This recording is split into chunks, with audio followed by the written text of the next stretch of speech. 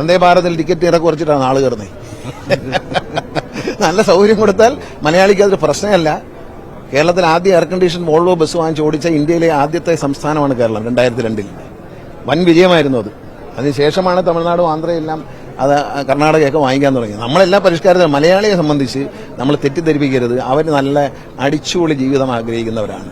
നല്ല ഫുഡിന് വില കൂടുക എന്ന് പറഞ്ഞാൽ ആരെങ്കിലും റെസ്റ്റോറൻറ്റിൽ കയറി കഴിയുകയും നമ്മൾക്ക് ഇവിടെയുള്ള പല സ്ഥാപനങ്ങളുമുണ്ട്. പിസ്സ കൊടുക്കുന്ന സാധനങ്ങളുണ്ട്, ചിക്കൻ കൊടുക്കുന്ന സ്ഥാപനങ്ങളുണ്ട്. ഈ സ്ഥാപനങ്ങളൊക്കെ നല്ല തിരക്കാണ്. പക്ഷേ ചോദിച്ചാൽ മിനിമം ഒന്ന് കയറിയാൽ 500 രൂപ കുറഞ്ഞ് 1000 രൂപ കുറഞ്ഞ് ഇറങ്ങാനൊക്കില്ല 2 പേര് കയറിയാൽ. പക്ഷെ ആളിന് കുറവുണ്ടോ? അവിടെ ക്യൂ നിൽക്കുന്ന ആൾക്കാർ. അപ്പോൾ അതുകൊണ്ട് നമ്മൾ അങ്ങനെ ദാരിദ്ര്യവാസം പറയണ്ട.